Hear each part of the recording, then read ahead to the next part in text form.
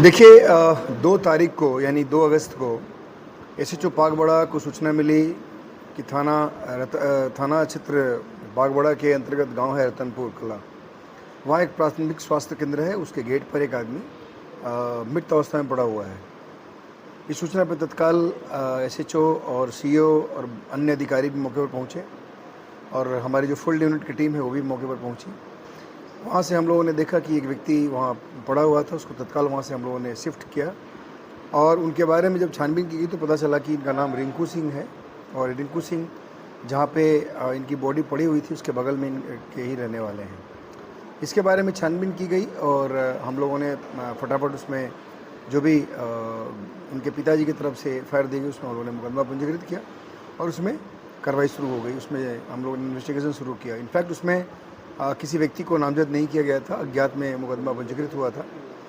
उसके बाद हमारी टीम सीओ हाईवे और एसएचओ बागबड़ा की टीम और क्राइम की टीम जो है सभी लगे। इसमें हम लोगों ने इसमें जो अभियुक्त है जिसने रिंकू सिंह के साथ शराब में कुछ केमिकल मिलाकर उनको पिला दिया जिससे उनकी मृत्यु हो गई थी,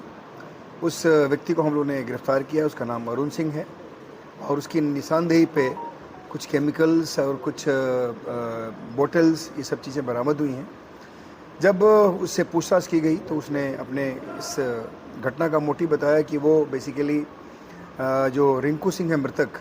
ये उसकी पत्नी से लगातार बात कर रहा था और ये उसको मना भी कर रहा था, लेकिन ये दोनों मान नहीं रहे थे। 3 महीने पहले से इन लोगों के बीच में बातचीत बंद थी, लेकिन उसके बाद भी इन लोगों के बीच में एक तरह से जो एक संबंध था, यानी इसकी पत्नी और मृतक रिंकू सिंह के बीच में ये चीज़ इसको नागवार गुजरी और इसीलिए प्लान किया कि मैं जहाँ काम करता हूँ वहाँ से केमिकल लेकर आऊँगा और ये रिंकू सिंह शराब पीने का आदी है, उसमें उसकी शराब में हम केमिकल ऐड करके फिर उसको हम पिला देंगे। और उसी प्लान के तहत इसने 1 तारीख की रात में 10 बजे के बाद रिंकू सिंह को एक शराब